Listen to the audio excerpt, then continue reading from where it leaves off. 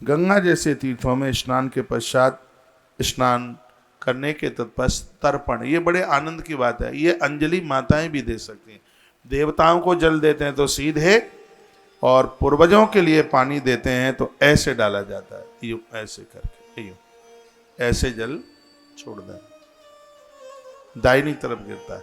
घर में आवे तो गंगा जल जरूर लेकर के आवे। इसमें तो क्या आनंद की बात कह दी है कि आप गंगा स्नान करने के लिए गए, तो इसमें वर्णन है कि जो लोग घर में जीवित हैं उनके लिए भी वहां आप डुबकी लगा देते हैं, तो उनको आपकी डुबकी लगाने से उन्हें गंगा स्नान का फल मिले। जैसे आप मंदिर में गए, एक बार आपने दर्शन कर लिए, मंदिर की परिक्रमा कर लो, फिर कह दो ये हम अपने सासू ससुर के लिए फिर दर्शन करने को जा रहे हैं।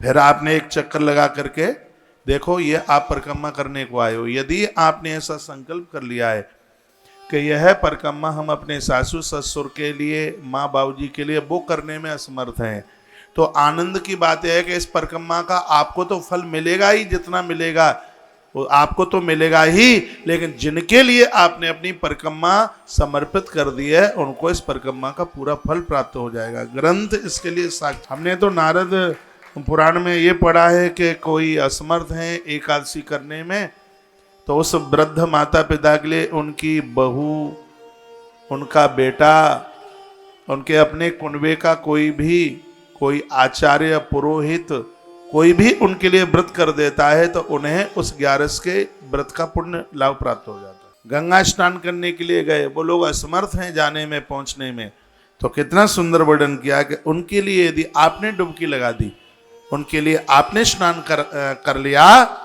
तो उस स्नान का तत्काल उन्हें फल प्राप्त हो जाएगा। आज की पूरी चर्चा